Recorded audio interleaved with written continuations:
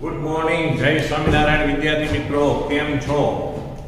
Chapter number 14 દોલન, બરાબર. એના હવે આપણે અડધાથી વધારે આગળ વધી ગયા છીએ ચેપ્ટર તરફ. હવે આજનો આપણો જે મુદ્દો છે સરળ ગતિ માટે બળનો નિયમ. મિત્રો આપણે ગયા લેક્ચરમાં વેગ, પ્રવેગ અને એને લગતા દાખલા ગણ્યા. હવે આ બળનો નિયમ એટલે બળનું સમીકરણ. તો મિત્રો સિમ્પલ છે કે આપણે જાણીએ છીએ કે ન્યૂટનના ગતિના બીજા નિયમ મુજબ આપણે F બરાબર સરળ ગતિના કિસ્સામાં પણ આમ તો લખી શકીએ કે m પણ સરળ આવર્ત ગતિ માટે આપણે સૂત્ર મેળવ્યું કે a બરાબર -ω² x ઓફ t. તો એ કિંમત આ મૂકી દઈએ તો f બરાબર સૂત્ર મૂકી દઈએ -m ω² x ઓફ t. તો આ સમીકરણમાં આ જે છે અચળાંક છે, તો એ અચળાંક આપણે કહીએ k એટલે kx ઓફ t, કે જ્યાં k એટલે આપણે કોને k કીધું ભાઈ કે m ω². તો આ સમીકરણ પછી ω બરાબર શું લખાય? વર્ગમૂળમાં k પણ થાય ને, m ને છેદમાં લઈ જાવ પછી બે બાજુ વર્ગમૂળ લઈ લો એટલે ω નું સમીકરણ છે. આ બળનું સમીકરણ છે. તો સ્પષ્ટ છે કે બળ છે એ સ્થાનાંતરના સમપ્રમાણમાં વિરુદ્ધ દિશામાં, મતલબ જે ગુણધર્મ પ્રવેગનો હતો કે સ્થાનાંતરના સમપ્રમાણમાં વિરુદ્ધ દિશામાં, એ જ ગુણધર્મ બળનો કે સ્થાનાંતરના સમપ્રમાણમાં વિરુદ્ધ દિશામાં. અચળાંકો માત્ર ફેરવે, અહીંયા ખાલી ω² આવે, કે આવી છે કે ની કિંમત m ω² છે. અને આ સૂત્ર તો સ્પષ્ટ છે કે આ સૂત્ર પુનઃસ્થાપક બળ જેવું છે. જો હૂકના નિયમ ચેપ્ટર નંબર 6 યાદ કરો, સ્પ્રિંગ મોલ પર પુનઃસ્થાપક બળનું સૂત્ર -k આપણે લખતા ક્લિયર થાય ને, એના જેવું જ આપણને આ મળે. તો આનો મતલબ થયો કે આ જે બળ છે એ ક્યાં લાગતું હશે? કે મધ્યમાં સ્થાન તરફ. મતલબ કે માની કોઈ પદાર્થ આમ સરળ દોલન કરે છે તો પદાર્થ જે પરિસ્થિતિમાં હોય, ગમે તે પરિસ્થિતિમાં બળ છે હંમેશા ક્યાં હશે? મધ્યમાન સ્થાન તરફ હશે. કારણ અહીંયા છે તો અહીં બળ ક્યાં હશે? મધ્યમાન સ્થાન તરફ હશે.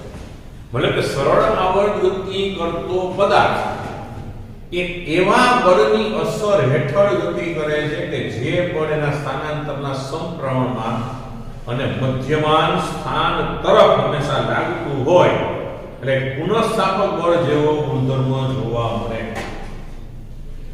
તો આ બળ છે રેખીય બળ છે. F ચલે છે x એવું કહી શકો ને, f ના સમપ્રમાણમાં.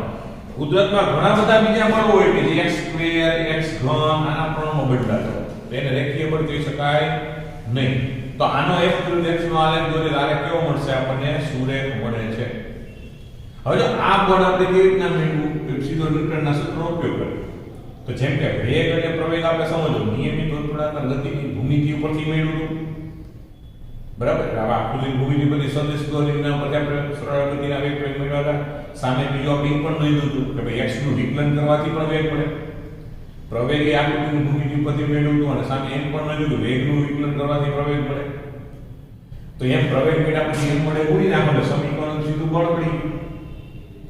તો જે પરિસ્થિતિમાં સ્થાનાંતરનું વિકલન કરવાથી વેગ મળે, વેગનું પાછું વિકલન કરવાથી પ્રવેગ મળે, અથવા તો સ્થાનાંતરનું દ્વિતીય વિકલન કરવાથી પ્રવેગ મળે એમ તમે કહેતા હોય, તો એનાથી ઉલટું તમે પ્રવેગનું બે વાર સંકલન કરી નાખો તો સ્થાનાંતર મળે, એકવાર સંકલન કરી નાખો તો વેગ મળે, વેગનું એકવાર સંકલન કરી નાખો તો શું મળી જાય? પાછું સ્થાનાંતર મળી જાય.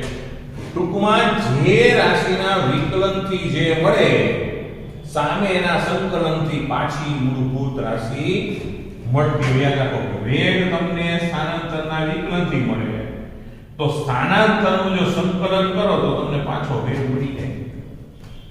એમ પ્રવેગ, બરાબર, વિકલનથી મેળવી શકાય, પાછું એનું સંકલન કરવાથી મૂળભૂત રાશિ પણ પાછી મળી શકે છે.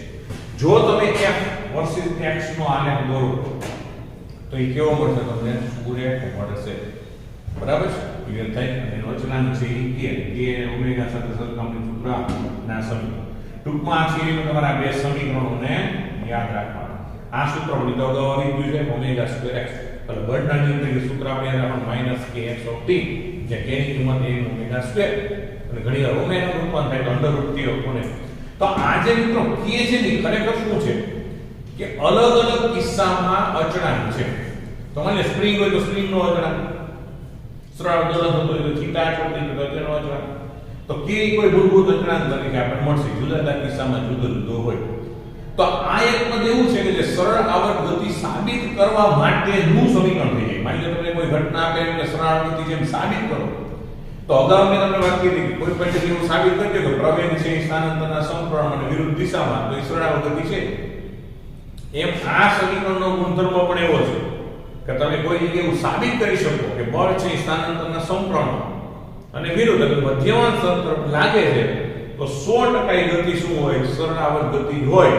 કારણ કે બાકીના જુદા જુદા કિસ્સામાં તો બળ છે x સ્ક્વેર x અને જુદા જુદા ઘાત અનુસાર બદલાતું હોય. એટલે તો સિમ્પલી તમારા બે સમીકરણોને ત્યાં તૈયાર કરવાના છે. ઓકે, ને બળના નિયમમાં માત્ર આટલું છે, નાનો એવો ટોપિક છે, પૂછાય એવું કોઈ ઇમ્પોર્ટન્ટ નથી. છતાંય જે કંઈ વાંચી લેજો. હવે એના આધારે જે દાખલાઓ છે ઉદાહરણ, એની એક આપણે મસ્ત મજાની ચર્ચા કરીએ.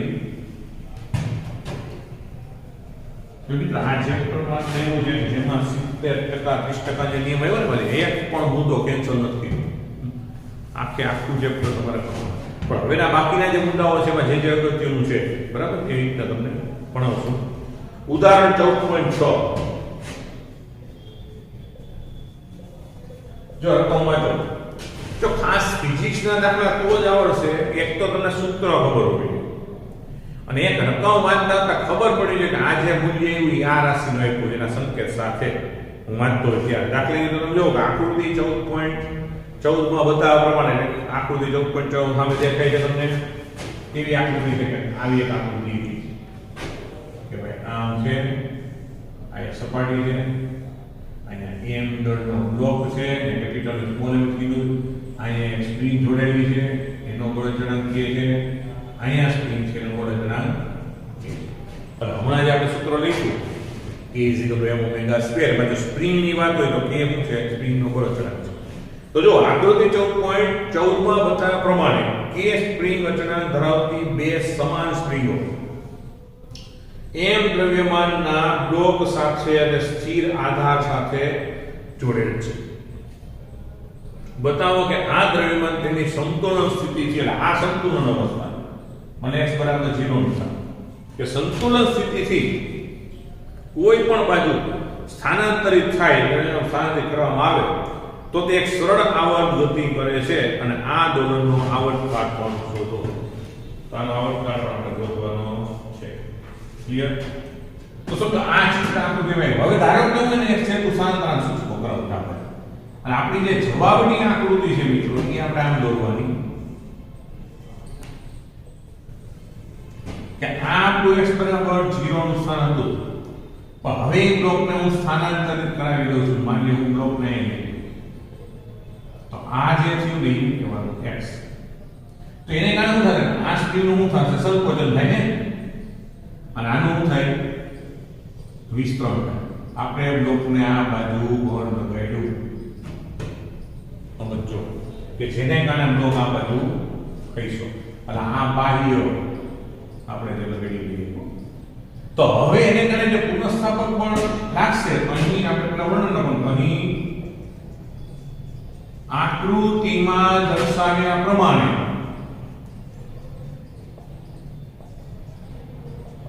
બ્લોકને x જેટલું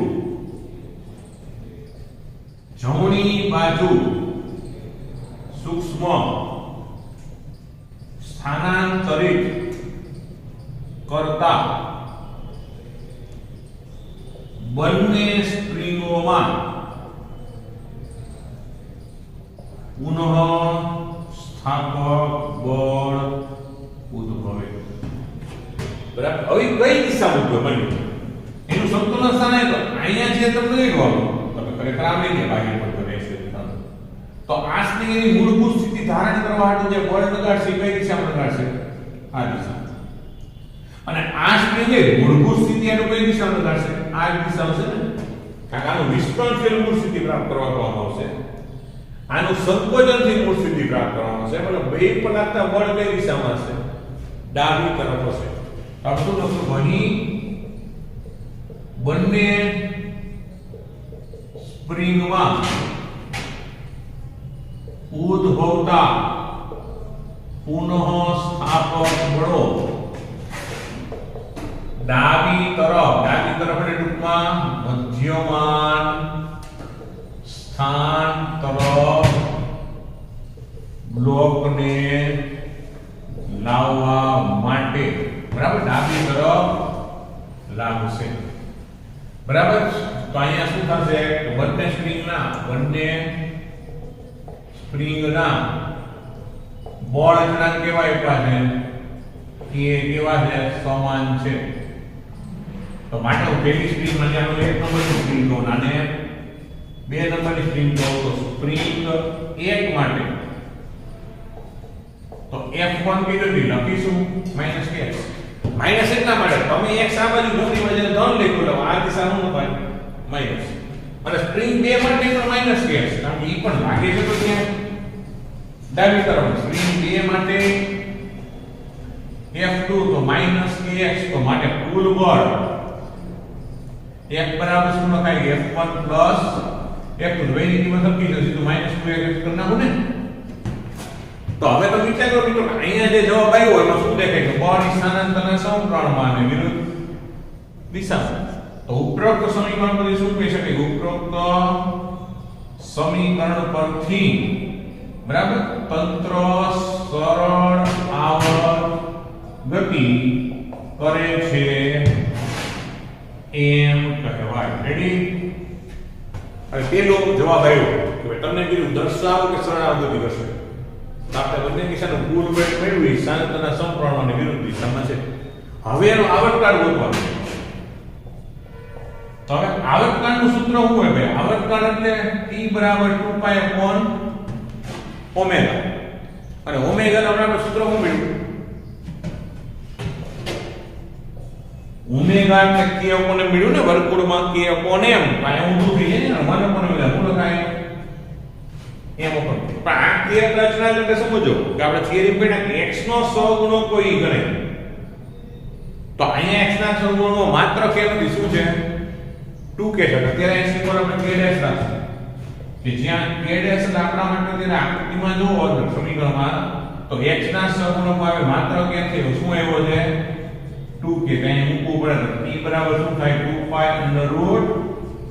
√ m/2k તો આ એનો આવર્તકાળ થાય અને આ સૂત્રોની સરળ ગતિ કરે છે એમ કહેવાય ઓકે રેડી સ્ક્રીનશોટ લઈ લેજો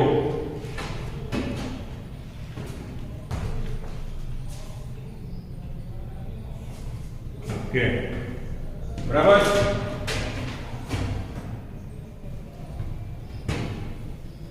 હવે એના પછીનો મુદ્દો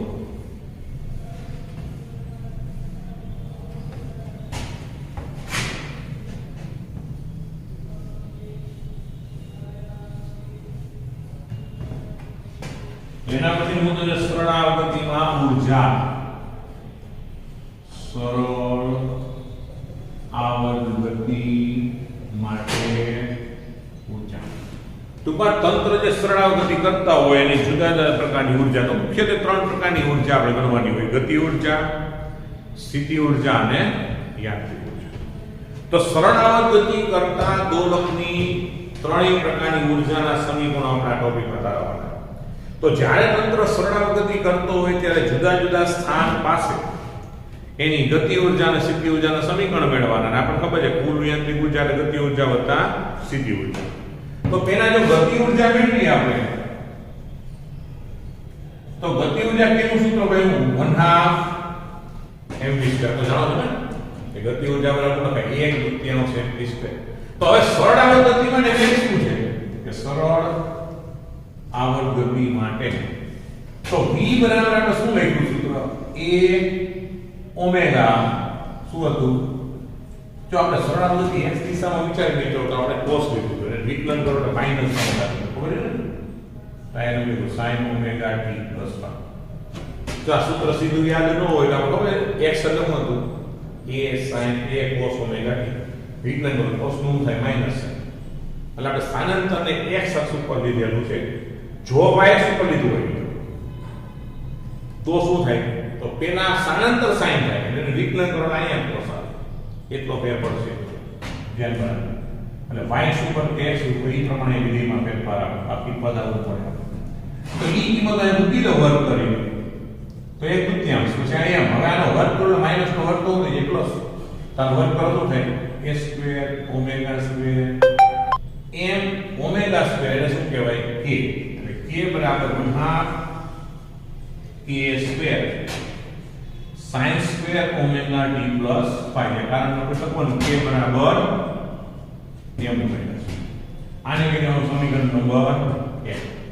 હવે આપણે તો સ્થિતિ ઊર્જા એટલે સ્પ્રિંગના કિસ્સામાં ધ્યાન દો તો છઠ્ઠા ચેપ્ટરમાં આપણે સ્થિતિ ઊર્જા u બરાબર 1/2 kx સ્ક્વેર લખતા. કે k સ્પ્રિંગનો બળ x એટલે સ્થાનાંતર. તો x ની કિંમત મૂકી દો. તો x એટલે શું છે a cos omega t plus 5.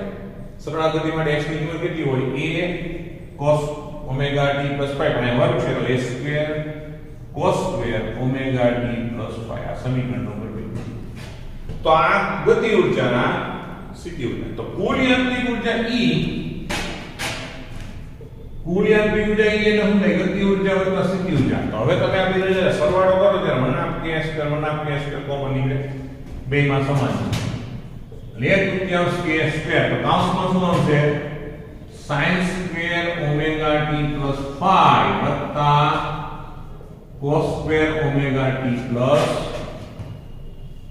5. બરાબર છે કે થાય છે. જો આ તમને ત્યાં નો દેખાતું હોય તો આને આ બાજુ લખી નાખવું જોઈએ. તો e બરાબર 1/2 kx square common sin square omega t plus 5 વત્તા cos square omega t plus 5. તો sin સ્ક્વેર વત્તા cos સ્ક્વેર એટલે ત્રિકોણમિતિ નિયમ મુજબ શું આવતો હોય જવાબ 1 હોય. કેટલો હોય sin સ્ક્વેર થીટા વત્તા cos સ્ક્વેર થીટા. તો એનું સમીકરણ શું મળે મિત્રો કે 1/2 kx સ્ક્વેર આવું મળે. તો આ સૂત્રમાંથી શું કહી શકાય કે ભાઈ ગતિ ઊર્જા છે સમય સાથે બદલાય sin વિધેય છે. સ્થિતિ ઊર્જા બદલાય cos વિધેય છે. પણ કુલ યાંત્રિક ઊર્જા છે સમય સાથે બદલાતી નથી કે x સાથે બદલાતી નથી. એટલે કુલ યાંત્રિક ઊર્જા સરાવૃત્તિની સ્થાન કે સમય સાથે બદલાતી નથી.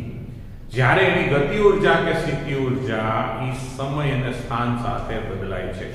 તો એનો સ્થાન અને સમય આલેખ દોરવામાં આવે તેનું કારણને રાખીએ. તો જો કેનો આલેખ દોરું છું ઊર્જાનો સમય વિરુદ્ધ આલેખ.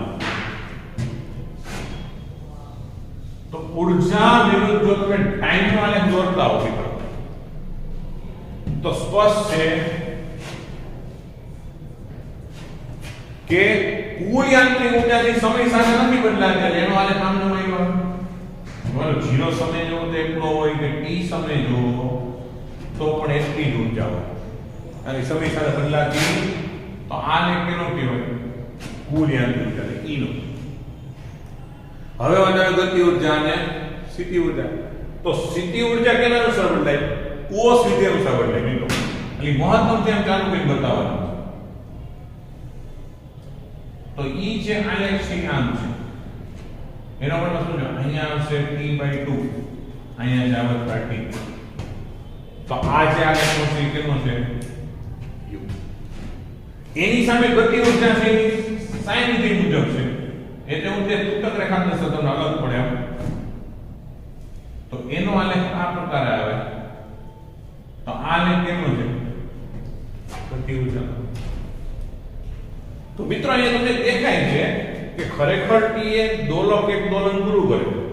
દોલક છે એક દોલન પૂરું કરે t સમય.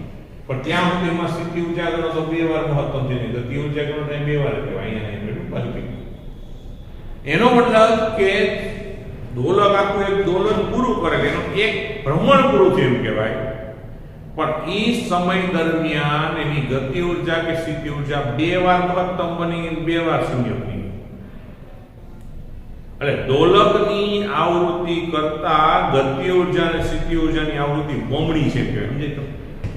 દોલન એક દોલન પૂરું કરે પણ ત્યાં સુધી ગતિ ઊર્જા સ્થિતિ ઊર્જા 2 વાર મહત્તમ 2 વાર નહીં. શું કામ છે આપણે કાલે ભણ્યા યાદ હોય તો સરળાવર્ત દોલકમાં આપણને ખબર અંતિમ સ્થાને શું હોય વેગ શૂન્ય હોય ખબર છે અને મધ્યમાં સ્થાને વેગ મહત્તમ હોય ખબર છે ને કાલ ભણેલું. તો માની લો દોલન અહીંથી શરૂ થયું હાલો, તો અહીંયા પહોંચ્યો વેગ મહત્તમ ગતિ ઉર્જા મહત્તમ થઈ, વળી પાછો અહીં ગયો 0 થઈ, પાછી અહીંયા મહત્તમ થઈ, પાછી અહીં 0 થઈ. ટૂંકમાં શું થયું કે આ દોલકે તો એક દોલન પૂરું કર્યું, પણ ત્યાં સુધીમાં બે વખત મહત્તમ, અને અહીંયા પાછી અહીંયા આવે ત્યારે બે વખત શું થઈ ગયું? શૂન્ય. દેખાય? આ બે વખત મહત્તમ અને બે વખત શું થઈ ગયું? શૂન્ય. તો દોલકની જેટલી આવૃત્તિ હોય એના કરતા ગતિ ઉર્જા અને સ્થિતિ ઉર્જાની આવૃત્તિ બમણી હોય છે. આ યાદ રાખજો એમસીક્યુ માટે. ક્લિયર? તો હવે એ જ રીતના જો આનો સ્થાન વિરુદ્ધ સમયનો આલેખ દોરીએ, મેં દોરનો એટલા સમય જાય કે સ્થાન વિરુદ્ધ. સ્થાન એટલે શું ભાઈ મિત્રો? 0 થી તે પ્લસ અને માઈનસ છે. આમાં આ સાથે વચ્ચે દોરીએ ખાલી. તો માની લો આ કે આ y છે, હવે આ બાજુનો કોણ વિસ્તાર પ્લસ છે, આ બાજુ છે માઈનસ. તો આપણે ખબર છે કુલ યાંત્રિક ઉર્જા તો બદલાતી નથી ને, એ તો આના પ્રેસ કરે ચડો જોઈએ. એનો આલેખ આવો જ મળે, એનો આલેખ થાય. જો આ કેનો આલેખ છે? ઉર્જા વિરોધ સમયનો. હવે હું દોરું છું જે ઉર્જા વિરોધ સ્થાનનો આલેખ, ઉર્જા વિરોધ સ્થાન. તો દોલન કરતો હોય તો એક સ્થાન માઈનસ થી લઈને પ્લસ છે, બરાબર? ઋણ કંપ વિસ્તારથી ધન કંપ વિસ્તાર. પણ આ દોલન દરમિયાન આ સમીકરણ મુજબ કુલ યાંત્રિક ઉર્જા બદલાતી રહે, એનો આલેખ શું રેખા આવે. હવે તમે x બરાબર 0 સ્થાન અહીંયા હોય તો 0 સ્થાન વિચારો તો સૂત્ર શું હોય? u નું 1/kx². તો 0 મૂકો તો સ્થિતિ ઉર્જા શું હોય? 0. એનો મતલબ કે સ્થિતિ ઉર્જા 0 સ્થાને શું હોય? 0.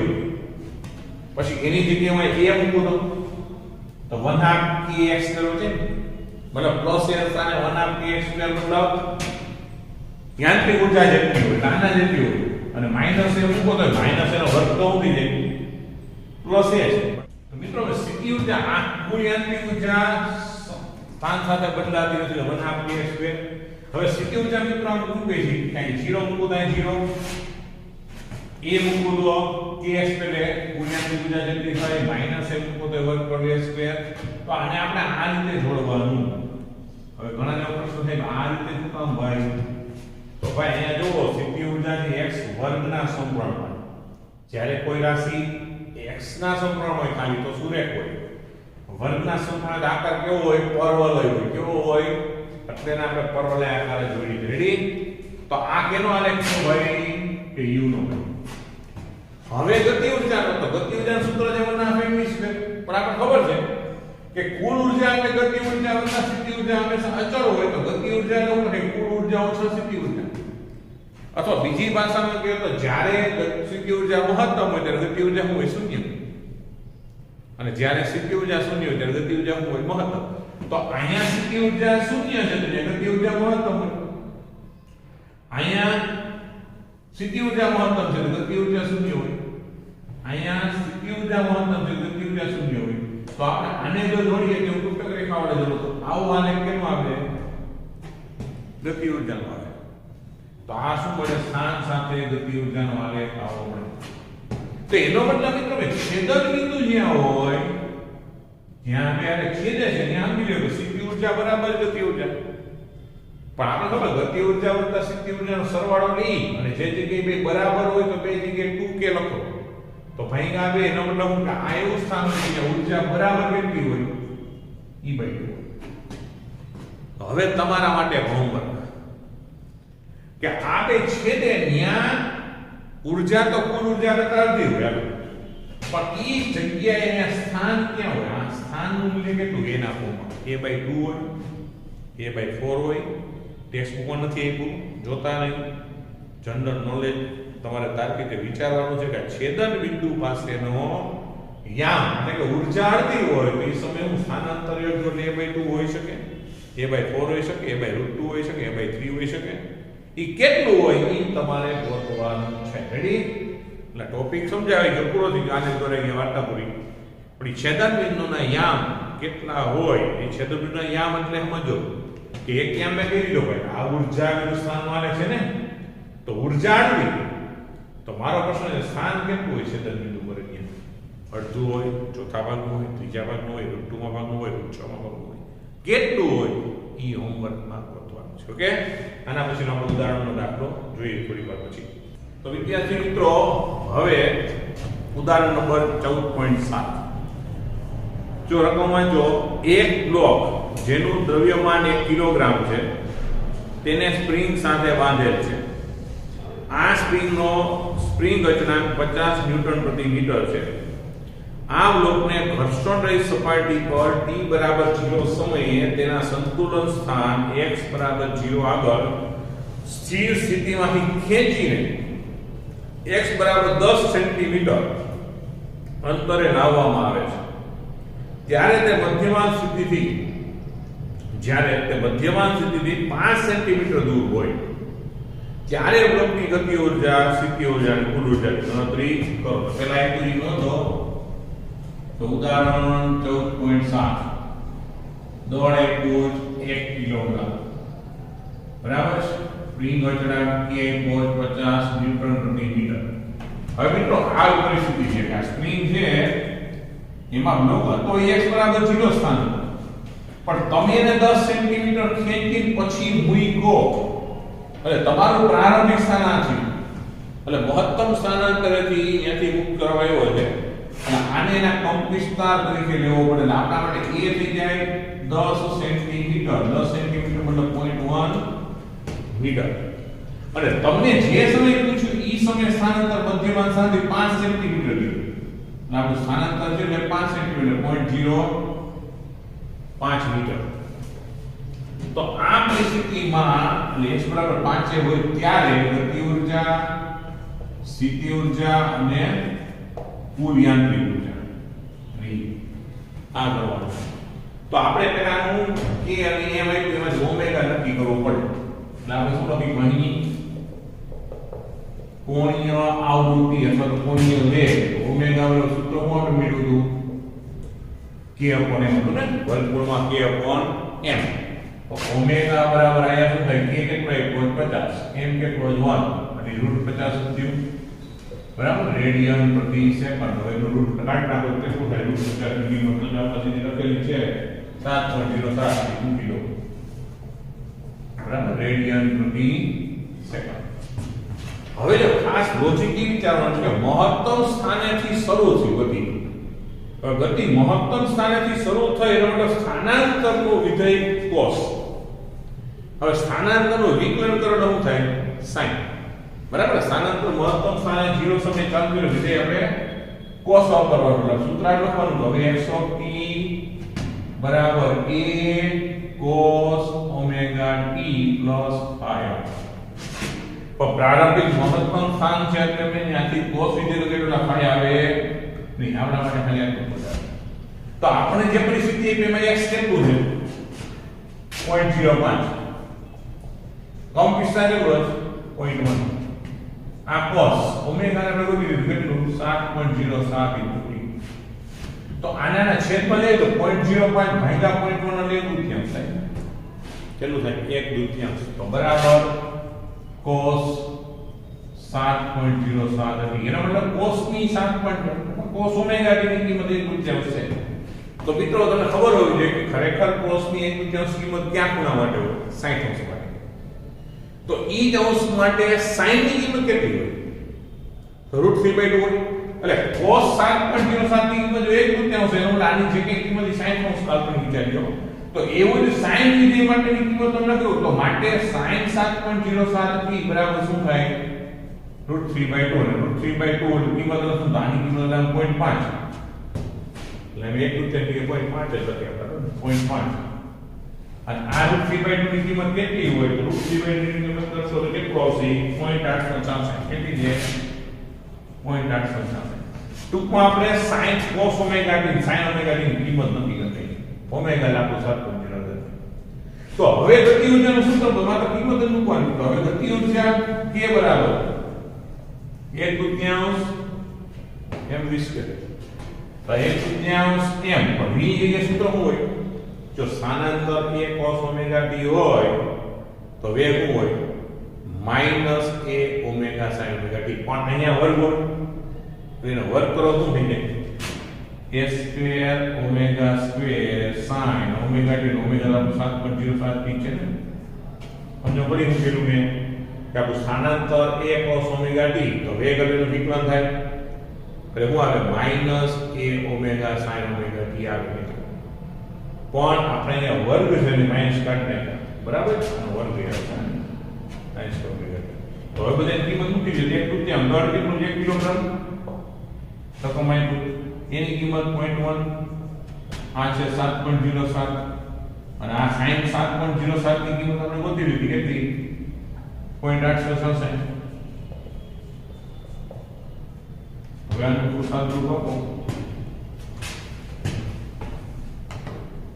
તો શું થશે 0.1 ગુણ્યા 0.1 એનો વર્ગ છે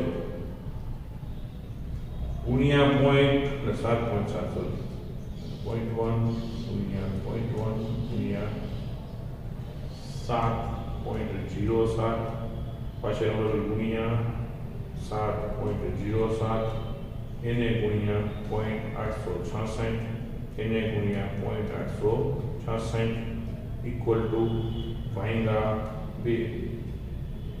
જવાબ કેટલો આવે છે આમાં જવાબ આવે છે 0.818 એની ગતિ ઉર્જાનો જવાબ છે 0.19 બરાબર. 18 લખીએ 0.18 જૂલ અને આને આપણે 0.19 જૂલ એવું લખી શકાય. આગળ ગતિ ઉર્જા મળી. હવે સ્થિતિ ઉર્જા, તો હવે સ્થિતિ ઉર્જા u બરાબર 1/2 ax સ્ક્વેર બરાબર. તો x નું સૂત્ર શું હોય a square cos square omega T, omega T એટલે 7.07 ટી. ટૂંકમાં અહીંયા આપણે x ની કિંમત મૂકવાની, x નું સૂત્ર હતું તો a cos ઓમેગા ટી. પણ મિત્રો x એટલે 5 સેન્ટીમીટર રકમ આપ્યું છે, સોરી એટલે આને મૂકવાની જરૂર નથી, x તો તમને રકમ આવી છે એની કિંમત જ મૂકી દો. તો k કેટલું 50 અને જે તે સમયે x તો કેટલું 5 સેન્ટીમીટર એટલે 0.5 ને 0.05 એનો વર્ગ અને સીધો જવાબ આવી જવો જોઈએ. તો કરતા શું થાય 50.05 ગુણ્યા 0.05 ગુણ્યા 50 અને ભાંગ્યા 2 એનો જવાબ આવે 0.0625. એનો જવાબ શું થાય તો જોવો બરાબર. તો 0.0625 છે આ રાઈટ આ યુ મળી ગયું.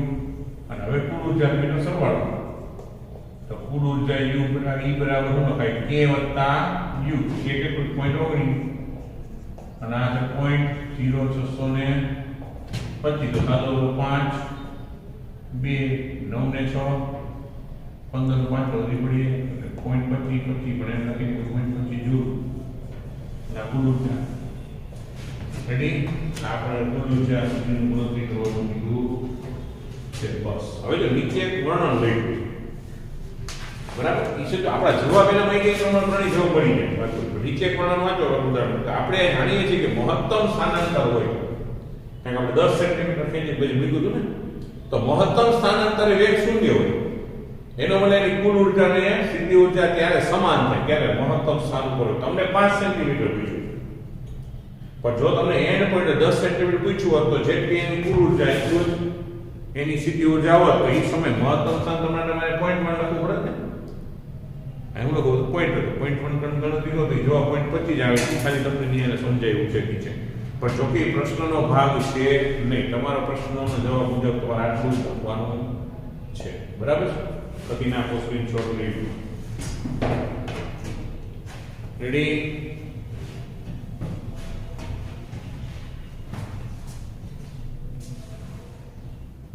ઓકે, તો જો મિત્રો હવે પછીના જે મુદ્દાઓ છે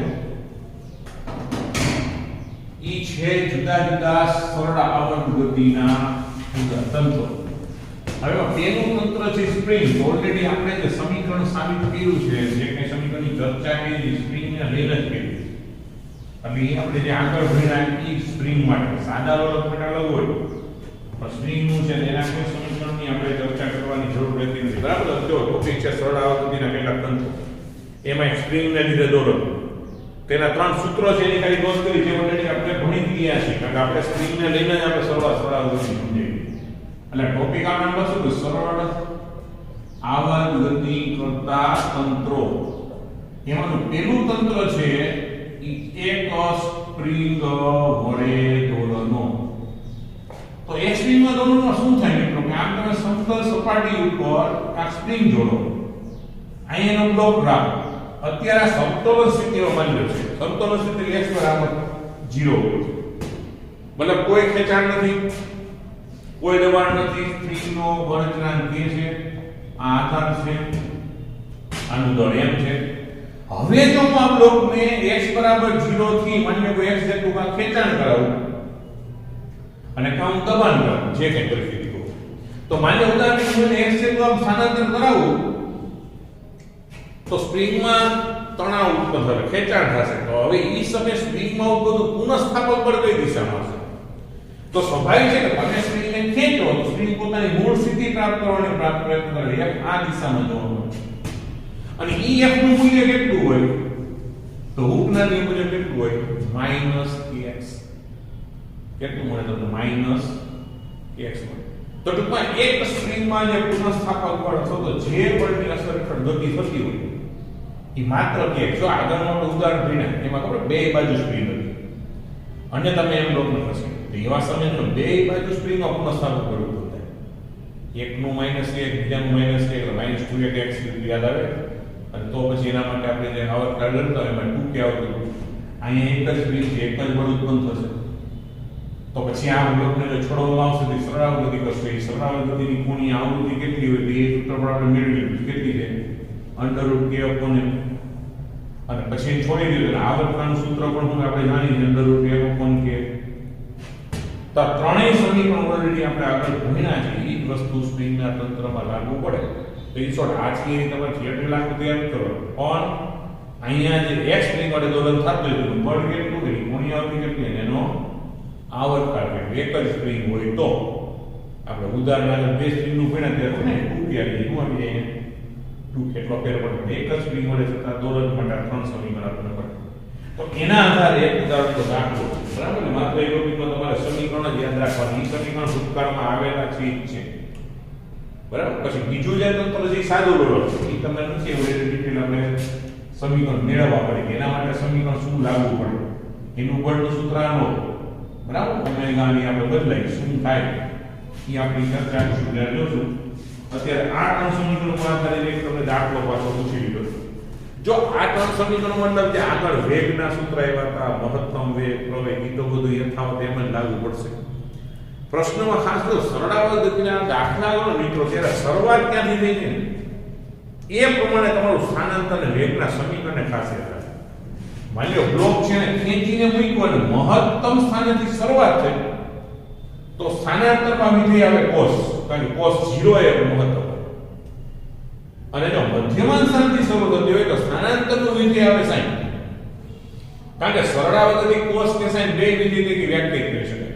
એટલે કોઈ પણ તંત્ર ગતિની શરૂઆત ક્યાંથી કરે છે 0 સમય, એના ઉપરથી તમારું સ્થાનાંતરનું વિધેય cos લખવું કે sin નક્કી કરવાનું. હવે ઈ પ્રમાણે વેગનું સૂત્ર બદલે. એટલે સ્થાનાંતર અહીંથી થયું એટલે સ્થાનાંતરનું cos આવ્યો, તેનો વિકલન કરો એટલે વેગ માટે sin વિધેય આવે. માની લો સ્થાનાંતર 0 સમય અહીંથી શરૂઆત આપણે કરી કાઉન્ટિંગ ત્યાંથી મધ્યમાન સ્થાનથી શરૂ કરે એવું વર્ણન લખી નાખે. તો સ્થાનાંતરમાં વિધેય કેટલું કરવું પડે? sin, કારણ કે 0 સમયે sin 0 ની કિંમત 0, cos 0 ની કિંમત 1 હોય, 1 મહત્તમ હોય. એટલે સરળાવર્ત ગતિના દાખલા ગણો ત્યારે વર્ણન વાંચતા વખતે શરૂઆત ક્યાંથી થાય છે? જો મધ્યમાન સ્થાનથી થતી હોય તો x બરાબર થાય a cos અને sin ઓમેગા t, આવું પદ ચાલે. અને અંત્ય સ્થાન સાથે x બરાબર 1 cos ઓમેગા t થતું. એટલે હમણાં આપણે ઉદાહરણ કર્યું 10 સેન્ટીમીટર ખેંચી પછી મૂક્યો ને તો મહત્તમ સ્થાન ચાલે મેં કીધું cos લીધો, x નું cos હોય તો એનું વિકલન કરો એટલે વેગમાં શું આવશે? sin આવશે. અને જો મધ્યમાન સ્થાનથી ચાલુ કરે તો આનું વિકલન એ વેગ આવે તો વેગમાં થઈ જાય 1 cos ઓમેગા t. પાછે માઈનસ નો આવે કારણ sin નું વિકલન તો પ્લસ cos જ છે. ક્લિયર થાય છે? એટલે જો મોટા ભાગે આપણે જે થિયરી સમજાય આ મુજબ સમજાય મહત્તમ સ્થાનેથી, પણ કોઈ દાખલો મધ્યમાન સ્થાનેથી ડોલર ચાલુ કરી પૂછાય તો સ્થાનાંતર સાઈન થાય તો વેગ કોસ આવે, ઓડું કોસ તો વેગ. પછી પ્રવેગમાં તો નક્કી છે, પ્રવેગમાં તમને વિચારવાનું નથી, આપણે આમ મૂકી દેવાનું. આપણે કઈ સાઈન કોસ સીધી લખવાના આવે, સીધું જ ઓમેગા સ્ક્વેર એક જે હોય તો કોસ કોસ સાઈન તો સાઈન, બરાબર. પણ સ્થાન અને વેગ માટે વિચાર કરવાનો છે. તો જો હવે દાખલો લો એમાં તમને પૂછે મહત્તમ વેગ, ત્યારે આવી ગયું થાય 1 થયા હોય ને એને મહત્તમ વેગ સૂત્ર શું થાય? ઓમેગા. એટલા મહત્તમ પ્રવેગમાં શું થઈ જાય? x બરાબર શું હોય? એ ત્યારે સ્થાનાંતર વધે પ્રવેગ મહત્તમ, તો આમ લખવાનું બરાબર મેક્સિમમ માટે. તો હવે દાખલો વાંચો, આમાં તો વિધિ નક્કી કરતા તમને આવડવું જોઈએ, ખબર પડવી જોઈએ. જો 500 ન્યૂટન પ્રતિ મીટર સ્પ્રિંગ અચળાંક ધરાવતી સ્પ્રિંગની સાથે 5 કિલોગ્રામનો કોલર લપટો બાંધ્યો જોડાયેલો છે. તે ઘર્ષણ રહિત સમક્ષિતિજ સળિયા પર સરકે છે. આ કોલર તેના સંતુલન સ્થાનેથી 10 સેન્ટીમીટર સ્થાનાંતરિત થઈ અને પછી મુક્ત કરો છો, અને મહત્તમ ખેંચીને પછી મુક્ત કરો છો. તો આ કોલર માટે દોલનનો આવર્તકાળ કેટલો? મહત્તમ ઝડપ એટલે v મેક્સિમમ કેટલું અને મહત્તમ પ્રવેગ એટલે a મેક્સિમમ કેટલું? તો ઉદાહરણ 14.8 બરાબર. સ્પ્રિંગ અચળાંક 500 ન્યૂટન પ્રતિ મીટર બરાબર, દળ 5 કિલોગ્રામ, સ્થાનાંતર મહત્તમની કંપિસ્તા કહેવાય 10 સેન્ટીમીટર મતલબ 0.1 મીટર. તો આપણો પ્રશ્ન છે આવર્તકાળ પછી મહત્તમ ઝડપ એટલે v મેક્સિમમ અને a મેક્સિમમ. ક્લિયર? તો આવર્તકાળનું સૂત્ર તમને આપણે નક્કી કર્યું કે આવર્તકાળ એટલે એનું સૂત્ર 2 pi under root m upon k ને m upon k. બસ કિંમત મૂકી દો. 2 પાઈ એટલે 3.14, દળ કેટલું આપ્યું? 5. આ કેટલું આપ્યું? 500. 5 કેન્સલ 100 ઉપર જાય તો -2, વર્ગમૂળની ગણતરી કરો -1, આ બેનો ગુણાકાર કરો 6.28, નવરું થાય 10 - 1 મતલબ 0.628 સેકન્ડ થાય. એને જવાબ લખ્યો છે, ચેક કરતા રહેજો. 0.60 કરી નાખ્યું છે 628, 8 વખત આગળ એને 3 કરી નાખ્યું 0.60 સેકન્ડ. રેડી? હવે મહત્તમ વેગ એટલે મહત્તમ ઝડપનું સીધું સૂત્ર છે, એમાં સાઈન કોસ સીધી ખરેખર વિચારવાની જરૂર નથી. મહત્તમ કે સાઈન કે કોસ બેની કિંમત 1 જ થઈ જાય. એવા સંજોગોમાં મૂલ્ય પૂછ્યું છે એટલે સીધું સૂત્ર ખાલી આવે ઓમેગા. પણ ઓમેગા સીધું આપણે જાણતા નથી, એટલે ઓમેગાની જગ્યાએ સૂત્ર મૂકવું પડશે. શું આવશે? વર્ગમૂળમાં k upon m into k.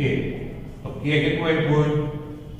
500. આ કેટલું? 5. આ કેટલું? 0.1. તો આ શું થાય? 100 થાય ને? 100 એટલે 10 ને વર્ગમૂળ કાઢો એટલે 10. 10 ગુણ્યા 0.1 જવાબ શું આવશે? 1. એટલે 1 મીટર પ્રતિ સેકન્ડ એની મહત્તમ ઝડપ થાય. એને જવાબ શું આપ્યો છે? v મેક્સિમમ છે 1. બરાબર. હવે નીચે જો લખ્યું ક્યાં પ્રાપ્ત થાય? આપણે ખબર સરળ અવગતિમાં મહત્તમ એ હોય ક્યાં સ્થાને? મધ્યમાન સ્થાને. ક્યાં હોય? અંતિમ સ્થાને વેગ શૂન્ય હોય. આપણે સરળ અવગતિ લીધી ત્યાં સમજાયું મધ્યમાન સ્થાન. બરાબર. તો આ v મેક્સિમમ આપ્યો અને વચ્ચે વર્ણન લખ્યું કે જે x બરાબર 0 સ્થાન પાસે મળે. આટલી મહત્તમ મળે ક્યાં મળે? x બરાબર 0 સ્થાન પાસે. હવે મહત્તમ પ્રવેગ. તો હવે મહત્તમ પ્રવેગ તો a મેક્સિમમ સૂત્ર સીધું મૂલ્ય છે, આગળ ઋણ રેખાની નથી. ઓમેગા સ્ક્વેર m તો પછી ઓમેગા અંડર રૂટ k બરાબર છે એટલે ખાલી k થઈ ઇન્ટુ a. તો k એટલે 500 ભાગ્યા 5 ગુણ્યા 0.1 ગુણ્યા 5 જવાબ આવશે 10